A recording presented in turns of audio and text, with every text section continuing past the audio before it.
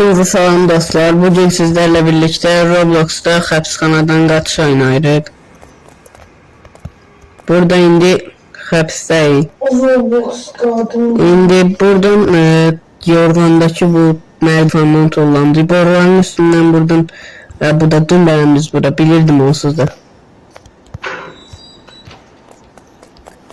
2 dəqiqə. Deyəsən çıxanmadım bura.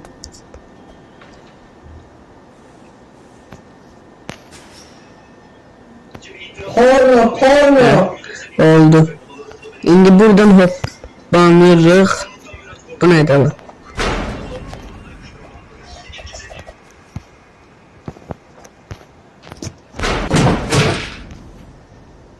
Görünməz əngəllər qoyub bura. Buradan hoppanırıq. Ayda öldüm. Ayda lap başdan atır. Burada başqa oyuncular da var. Burada bu məsələn üçün bu ağıllı qaqaşımız var. Mərdivana çıxa bilmirik. Burada bir dənə qadın var. Çox dumludur. İndi hoppa. Hoppa. Ayda. Öldüm yenə. Aha buradan atır. Başlayır. Ha oldu. Buradan indi belə hoppanırıq, parkurları keçirik. Hə, çatdım. Qırmızı butona basmamızı istəyir.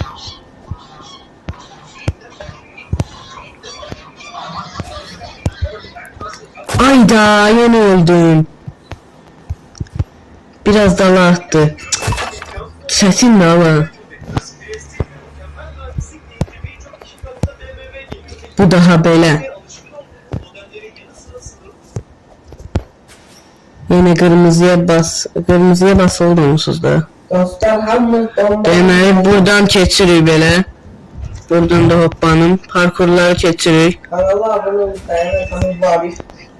Buradan deyir ki bunu götürün. Bundan götürürüm. Deyəsən əlimi basılı saxlamalıyım.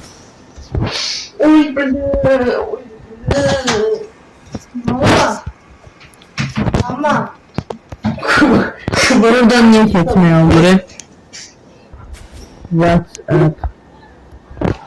Kubarları çalın. Buradan belə deməli keçirik. Buradan niye keçmək olmur? Kommentlərə nəsə gəlib. Zaplar. Roblox nə bilir.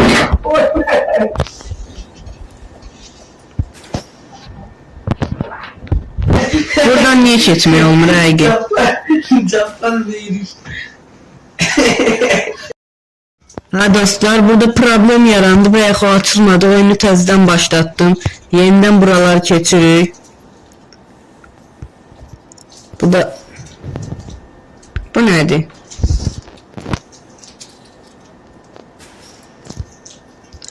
İnternetim gəlmir. Dostlar 2 dəqiqə internetə qoşub qaldığımız yerdən devam edəcəm. Dostlar, qaldığımız yerdən devam edirik. Şükür Allah'a tutmadım. Kaldığımız yerden devam edirik. Yok! Yeniden başlayırıq. Hayda, buranı 40 dəfə oynamaydan sıxıldım. Hala internet, qonşu internet.